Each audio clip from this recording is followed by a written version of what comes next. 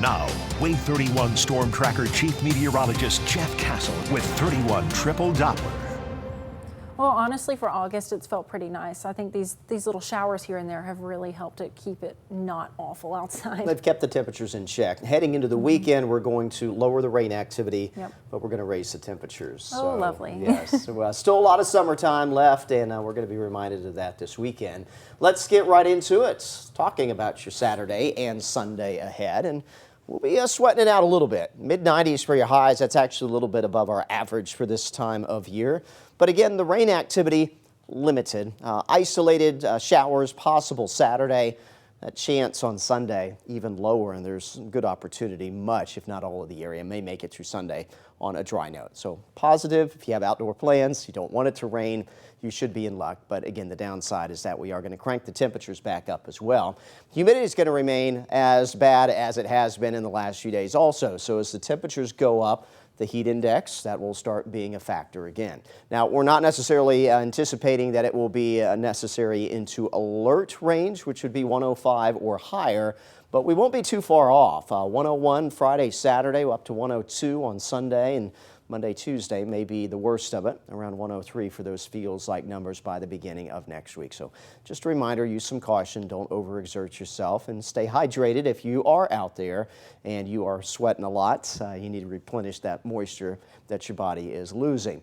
As far as moisture goes from the sky, right now, not seeing anything in most of the area. What we have here on 31 Triple Doppler, primary ground clutter. Couple light showers and sprinkles, though, out here towards the northwest corner of the state. It was a more active day for rain and storms over Mississippi compared to us this afternoon, but that activity on the way out, what generated it, though, to our west, that energy in the atmosphere, will be shifting overhead as we take you through the day tomorrow. So I am expecting that tomorrow will be a little bit more active on the radar than it was today. Here we go at 10 o'clock this evening. Again, some cloud cover overnight tonight. We might sneak in a shower. That's certainly a possibility. Check in with Grace first thing tomorrow morning. She'll let you know if any of you will experience that on your drive into work. Otherwise, we will see partly cloudy skies overnight tonight. Could also have some areas of fog develop once again as well. It'll be primarily afternoon tomorrow when we see the bulk of the rainfall. Future radar around lunchtime.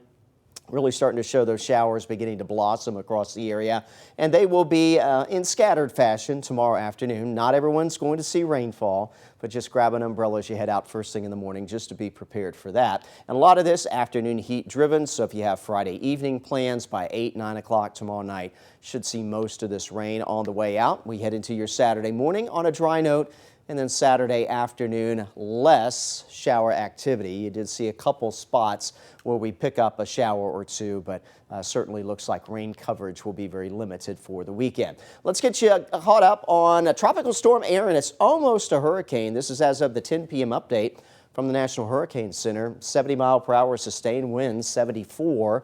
Would make it a hurricane. That's likely to happen overnight tonight. So when you wake up in the morning, well, we should have our first hurricane of the Atlantic hurricane season. It's moving west at 17. Latest track update from the Hurricane Center, again, brings it to hurricane strength by morning. And then from there, steady strengthening is expected. Now, the center of the storm is likely to remain north of the islands here that make up the northern Caribbean. So maybe only some indirect impacts, maybe some rain bands affecting those areas. But as far as the core, the strongest wind and the most significant rainfall passing north of the islands. And that's a good thing because this is now forecast to perhaps reach Cat 4 status by the end of the day on Sunday. But again, it's out to sea. These are the Bahamas. Here's Florida. Here's the east coast of the U.S. All indications are this will continue to turn more and more north with time and very likely miss the east coast of the U.S. They will have some problems with some dangerous surf and dangerous riptides there up and down the eastern seaboard.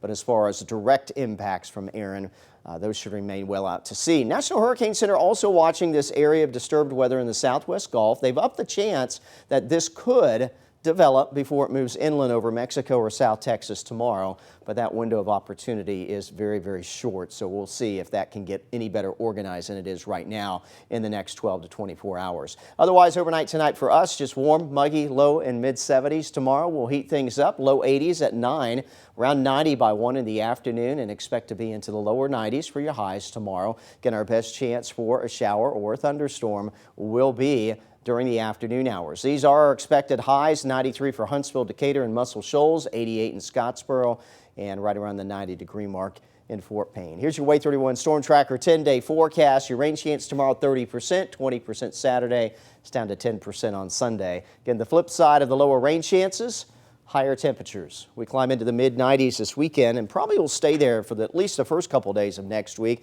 And then later into the week, kind of as Aaron moves away from the U.S., that will open the door for a bit of a change around here. I won't say a cold front moves in, but we'll say a not-so-hot front will make an arrival, trims the temperatures back a bit later next week, and begins to up those rain chances once again. So we'll kind of be looking forward to that. Yeah, absolutely. I mean, anytime the temperatures can go down in the dead of summer, we're thankful for it. Absolutely. All righty, Jeff, thank you.